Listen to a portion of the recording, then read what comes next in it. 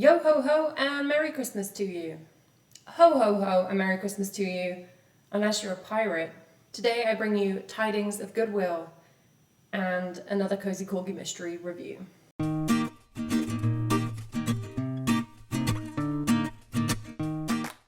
Today I'm making gingerbread and talking about Mildred Abbott's book, Traitorous Toys.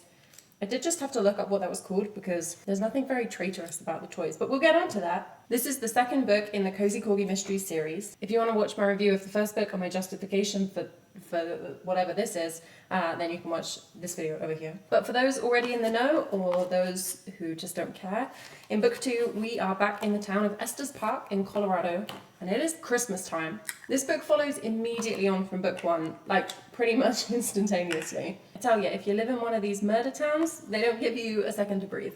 So it's December, our main character Winifred has just solved a murder, and she's looking forward to opening her new bookshop and getting on with her life, with her friends, her family, and her corgi Watson. Speaking of family, this book decides to introduce us to more of her family members, for no good reason really. Her mum and stepdad live in Estes Park. We met them in the previous book. Her stepdad has 2 adult daughters, and they are married, so them and their husbands and their children all turn up in this book, which I guess makes sense because it's Christmas. And we have a big family dinner scene introducing all of those characters who will not be relevant for the rest of the book, so don't worry about them. So Winifred is going to be setting up her brand new shop. She's got loads of stock to unpack, she's got decorating to do, she's trying to get it open in the new year. So of course what she does is goes wandering around the town and looking at other people's shops instead. I mean, I get it, like procrastination queen. She goes into this toy shop and meets the family that run it. It's a family business. The whole family's names begin with D. So the guy she meets is called Declan Diamond. Yep, apparently that's his real name. And at first it feels like we're going to have another new love interest. We've already got 2 on the back burner. This guy is, I mean, he's so attractive she can barely speak, which seems to be a recurring issue for Winifred. But then he turns out to be a massive jerk and also married, so that's not something we have to worry about.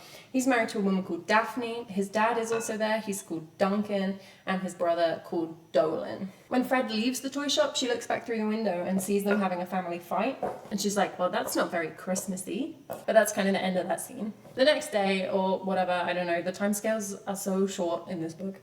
She and her friend Katie, the baker, who we met in book 1, go Christmas shopping. Fred has to buy presents for her stepsister's children. So I guess that's part of the justification for having these stepsisters come back into the book. So she and Katie decide to go back to the toy store and have a look in there. But then there's this convoluted scene where they're just outside the toy store, and then the dog Watson does a poo, and Fred hasn't got a bag, so she goes back to her shop to get a poo bag. Katie goes ahead and goes into the toy shop, and then when Fred gets there, Katie's like inside screaming because somebody's been murdered.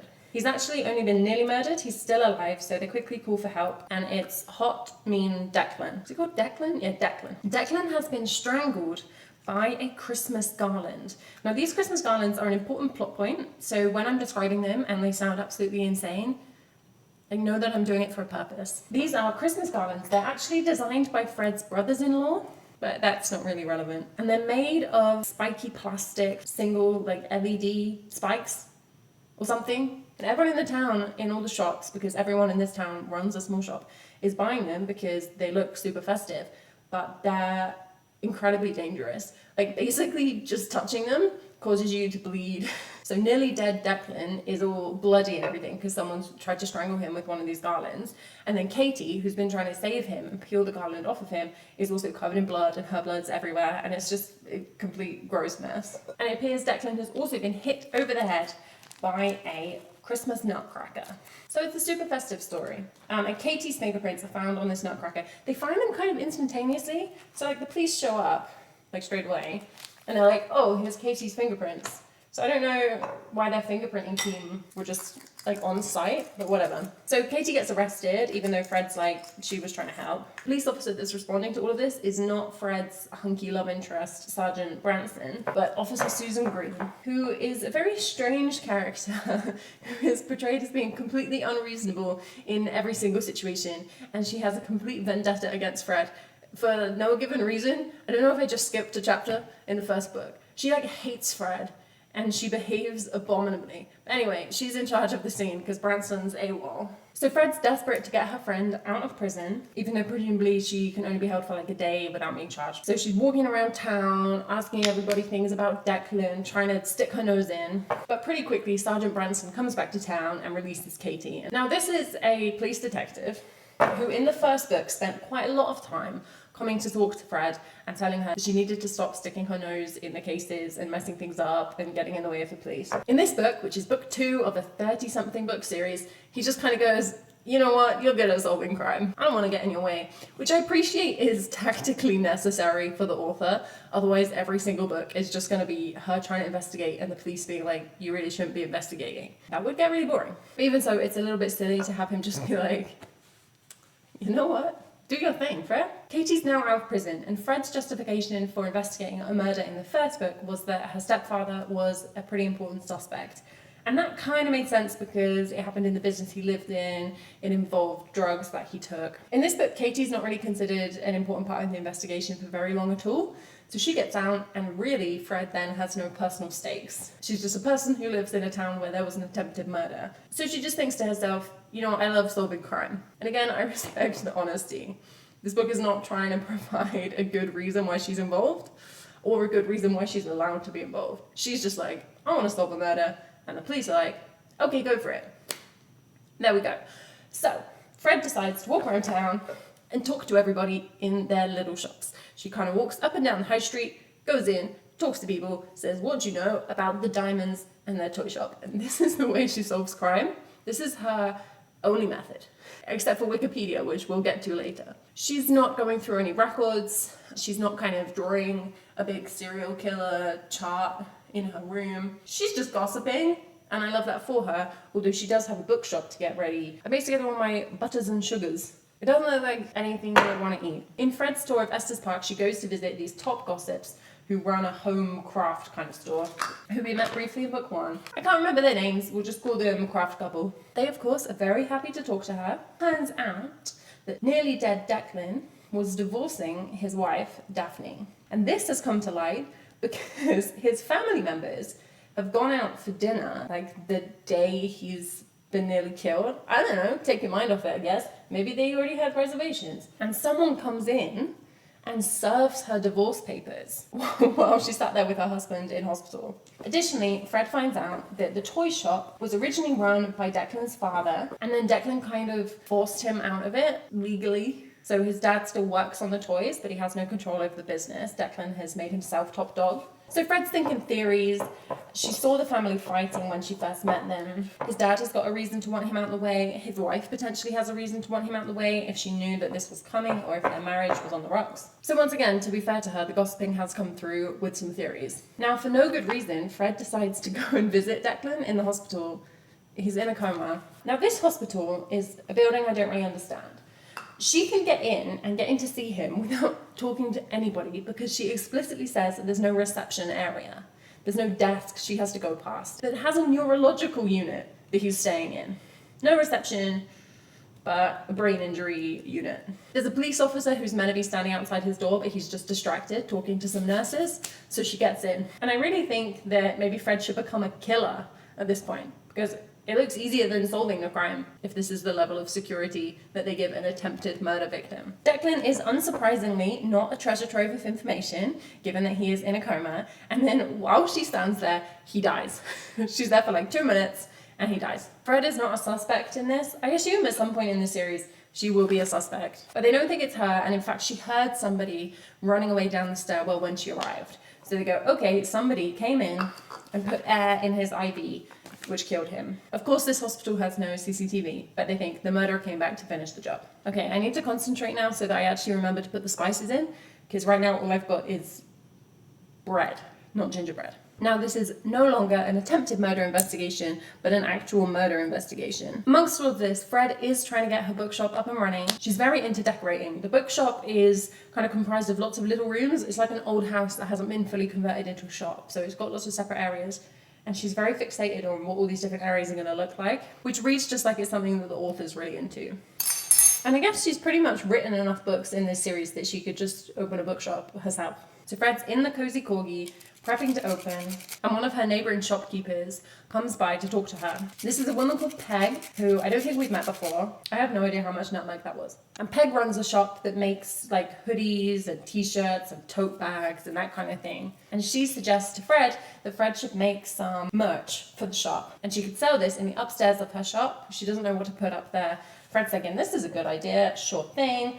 Fred's friend Katie is very opposed to this idea. She doesn't like it, but she won't really say why. She's just being really grumpy about it. So there's this side plot going on with Peg and these hoodies. Now back in the main plot, Declan's will is found, or read, and it turns out that he recently changed it to leave everything to one woman. A woman called Sarah Margaret something. Let's call her Sarah Margaret Brown. I can't remember her name. And everyone's like, who is Sarah? We don't know her. She's not a member of the family. Why has Declan left everything to her? Which he can do because he weaseled out his whole family previously. Fred is still investigating, but she's at a little bit of a loose end. So she decides a different tack. Instead of just gossiping to everybody, she goes and has a look around the back of the shop. And in the alleyway, Watson the corgi finds a pizza in the rubbish and starts to eat it. He's licking pizza sauce off of all of this trash, so she pulls him away, but later on he gets sick and she has to take him to an emergency vet appointment.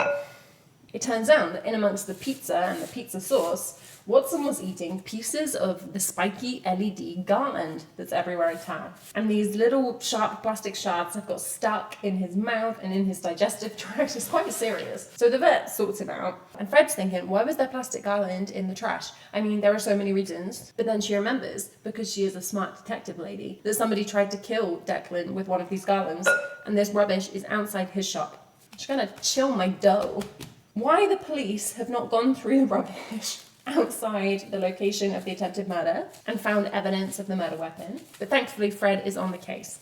So she goes back to the alleyway, has a rummage round, and she finds this glove that Watson was licking that she thought was covered in pizza sauce, but it's actually blood. She's found a blood-stained glove which has parts of the murder weapon embedded into it. And she's thinking, maybe this is evidence.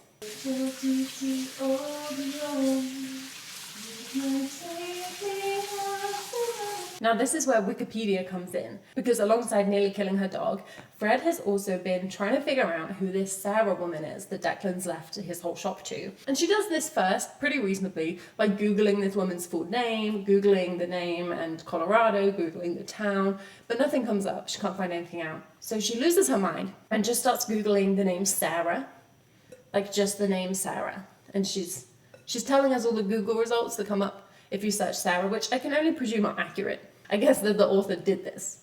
But nothing jumps out at her, so she Googles this woman's middle name, Margaret, and she reads the Wikipedia page for the name Margaret. While reading this Wikipedia page for Margaret, Fred realizes that the name Margaret could be shortened to Peggy, and she thinks immediately, of course, of Peg, the woman who is making the custom Cozy Corgi merch. She's like, well, she's probably the murderer, because Wikipedia never lies. Peg's shop is right next door to the toy shop. So in terms of just proximity, I suppose that does make her a more likely suspect, if you think people only ever murder people within about a 50-meter radius of where they live. And that means that while Fred is investigating the bloody glove, Peg is right next door. And Peg comes out into the alleyway and goes, oh, hi Fred. Hello, what are you up to? And Fred thinks, probably shouldn't tell her the truth because Fred's not a complete numpty. So she says, oh, Watson ate some bad food and I've come to get a sample so that the vet can treat him. But Peg is not entirely believing this. She ducks back into her shop, grabs a baseball bat, and immediately runs back outside and starts chasing Fred with a baseball bat. And while Peg is doing this, she's essentially confessing to being the murderer. And I just wonder if this is the way that every single murder in this series is going to be solved. Like, someone always has to confess way before there's anything like enough evidence. Because the evidence at the moment is a bloody glove that no one has tested, no one has run this, we don't know if you can get any DNA off of it or anything like that. We already know that Declan was killed in his shop with a garland, so the glove doesn't actually add anything to the story. The only other evidence is that Peg is short for Margaret, which is the middle name of the woman that Declan has left his shop to. This is all happening very quickly, which is why the police haven't run this name. Because although Fred can't Google search her way out of this, presumably the police can look up somebody's name a little bit more effectively. By the way, it's gone super dark. It's not because this has taken me like 5 hours to film. The sky has just decided to go completely grey at 11 a.m. So Peggy's chasing Fred. Fred gets in her car. Peggy gets in her truck. They have a chase scene through town. Fred drives to the police station because she's, again, not completely stupid, runs in and says, look, Peg's trying to kill me. Go and get her. She killed Declan and she's got a baseball bat. And then that's the end of that scene. She goes into the police station, says, a murderer is chasing me with a baseball bat. They go, okay. And the chapter ends. In the next chapter, Fred's gone out for a date with Sergeant Branson. In the first book, they agreed to go out for dinner. This is them finally going out for dinner. They're in a nice posh restaurant, and he's filling her in on what happened with Peg.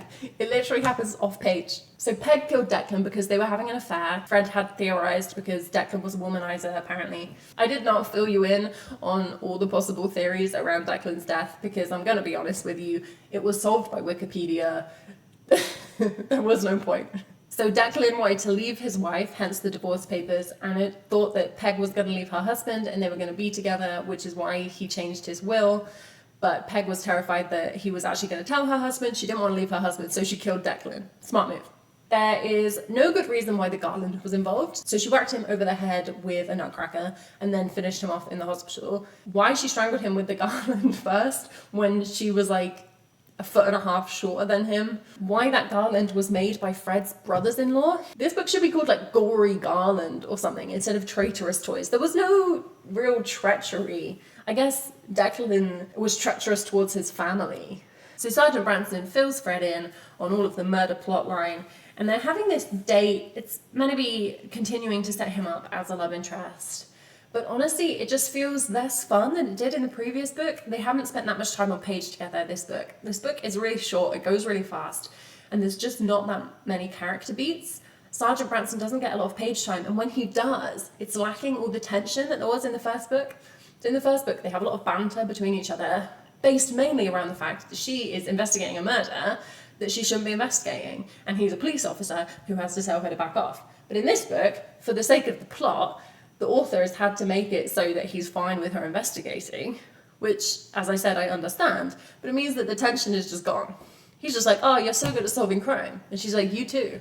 And then they eat pasta. Just before the end of the book, Fred goes to visit the toy shop, which is like still up and running. They're committed to their businesses, that's all I'm saying. And she talks to the other family members who are all really happy that she helped solve it and that she cleared their names because the dad was briefly a suspect. I mean, in Fred's mind, I'm not sure if the police cared, but he was briefly a suspect because his son cut him out of the business. His wife was briefly a suspect because it turns out she was actually having an affair with his brother. Again, I didn't tell you this because Wikipedia was the answer. So they thank Fred for clearing their names. I'm not really sure how cut up they are about Declan being dead. Not very cut up, just gently sliced.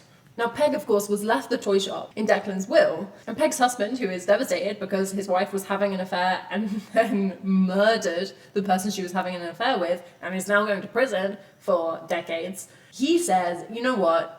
You keep the toy shop, I don't want it, it's yours by right. So this is very sweet, and the family is obviously very happy, it's kind of like the right thing, they get to keep their toy shop without domineering Declan around. But like, Peg's not dead, she's just in prison, and the toy shop is not the proceeds of crime, she's in prison for murder, not like money laundering. I feel like the toy shop would still be her property.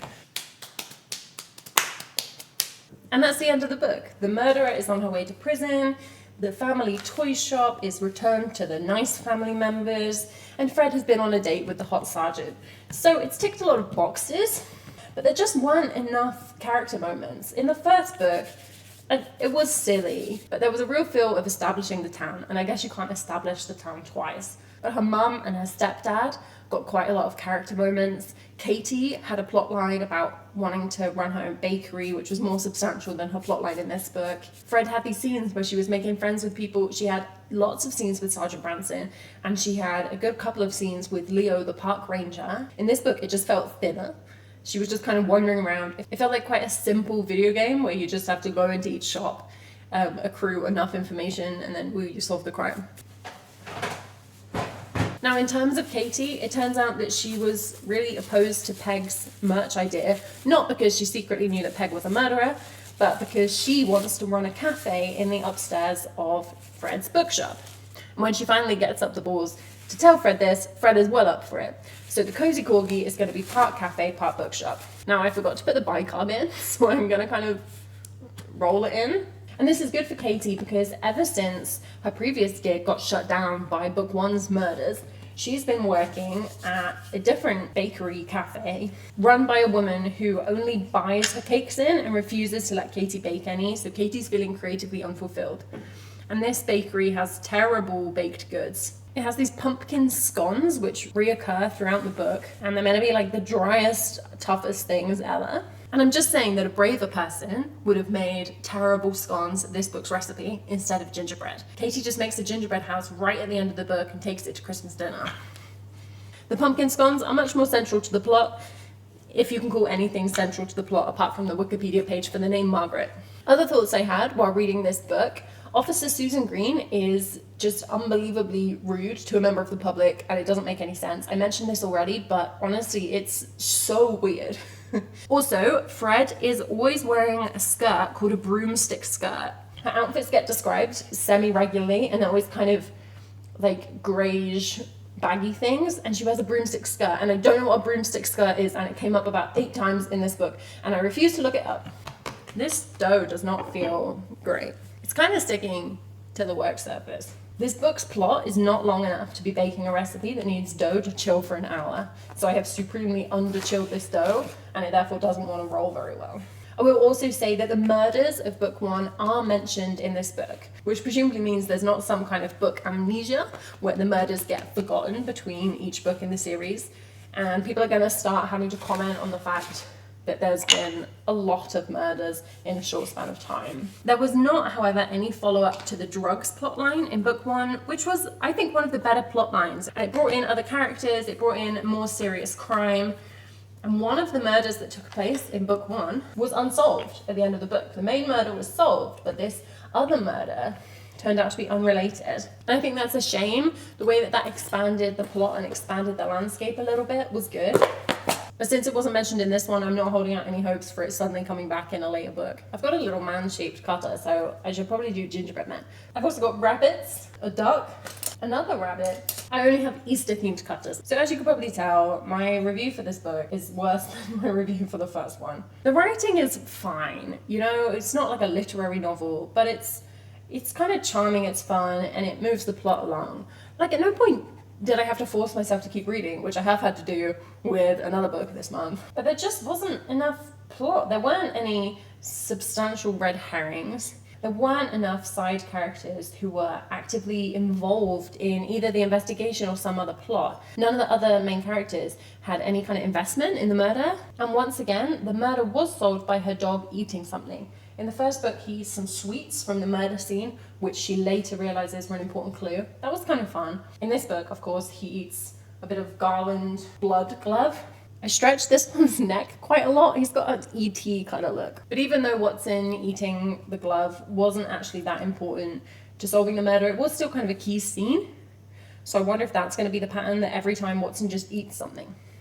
So in terms of Watson's involvement, I mean, he actually ate part of the murder weapon, which feels like quite a big deal, but it had nothing to do with how the crime was actually solved. So I'm going to give it 2.5 stars for corgi involvement. And then the book itself gets 2.5 stars from me as well. It was an easy read, but I was just disappointed by a lack of character moments or red herrings or complex crime solving. I'm going to check out the third book because I still have a super cheap Kindle Unlimited deal and it's included on that. But it really needs to have both more established suspects or theories in the murder plotline and more interesting side plots featuring the recurring characters. Otherwise, I think that'll be the last Cozy Corgi mystery for me. So the book was a bit of a disappointment, but how about the gingerbread? Like last time, this was a very easy recipe to make, but at the same time, I didn't actually make it properly. I didn't chill the gingerbread for long enough, which may have affected the fact that this first batch has come out perhaps a little bit browned, but it tastes okay. I would call it more spiced biscuit than gingerbread. It doesn't have any chew that I would expect from gingerbread, but I would happily eat about 5. So I guess that's a pretty good review. I give the cake like 4 out of 5. If you want to catch more of my reviews, you can subscribe to this channel and check out my Instagram account where I review every book I read in the link below, and I will post the recipe for these gingerbread. Merry Christmas!